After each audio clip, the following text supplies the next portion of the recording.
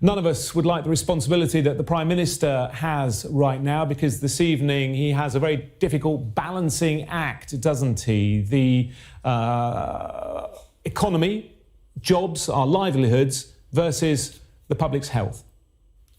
That is a very tricky decision, and there are some very scary numbers flying around. The Bank of England thinks that we're going to see a 14% drop in GDP, which would be the worst recession in 300 years. In that context, obviously, it's very difficult to make decisions, but the key piece of information for the Prime Minister as he makes that decision is to know that we can afford to support the economy while we're going through this lockdown. Interest rates, which is the amount that the government pays in order to borrow, are at record lows. There is nothing to stop him doing the measures that are needed in order to keep the economy in lockdown as long as we need to for the public health emergency. And yet the message is clearly changing, isn't it, from stay at home to stay alert. That seems to be a message the government wants us to hear, that now is the time, if possible, to get back to work, to get the economy moving again. Well, if I'm honest, I'm not sure the government's messaging is particularly clear on this one. And I think that's going to be difficult for lots of people making decisions about whether to go to work, whether to see loved ones.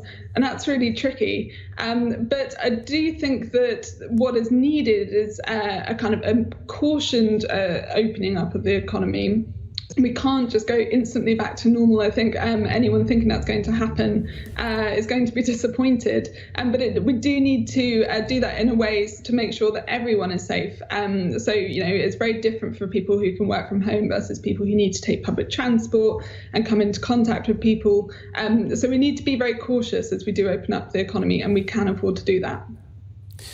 With the furloughing scheme in particular, it has been hugely successful, perhaps more successful than the government envisaged, with so many companies and businesses using it. How long realistically can that last for before the economy really does start to struggle? As I said, there's certainly no sign that the government's going to run into trouble in terms of financing that. At least for the next next few months at least. I would suggest even longer that they can afford to do that. So this talk of weaning people off the furlough scheme, I think, is really dangerous. The thing we cannot afford to do is to stop supporting the economy. The thing that's really critical right now is that we keep those businesses going and we keep people connected to their jobs so that we don't have a huge spike in unemployment, which could be really damaging for people, for their lives, as well as for the economy more broadly. And you mentioned interest rates are incredibly low at the moment, which is good news for a government that is borrowing a huge amount. But looking ahead, how are we going to reduce that debt? Surely the only way is to put taxes up. That's certainly one option. We could increase taxes. We would want to do that after the recovery has definitely started, so as not kind of hinder that. But the other key way, and the way that the UK got rid of its deficit through the 20th century, was actually to grow our way out of it.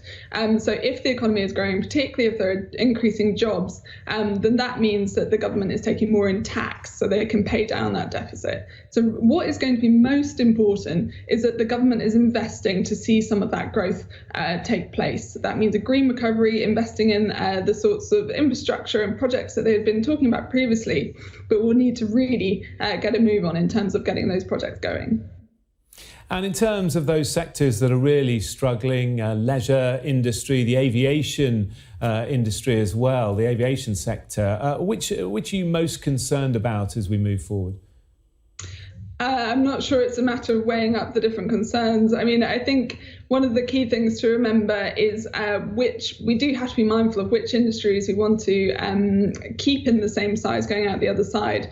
And one of the really important things to think about in terms of the aviation industry, for instance, is how we can make sure that as we come out of this, we put aviation on a path to a reduced carbon emissions. We've argued previously, for instance, that the government should take a stake in those companies rather than just handing out cash to make sure that it can meet its climate change objectives. I do think retail is a huge one.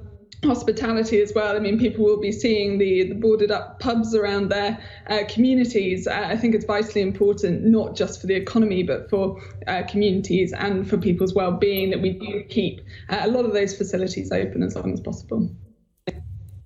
Yeah, we'll all be listening very carefully to what the Prime Minister has to say later on. Carys Roberts from the IPPR, thank you very much indeed.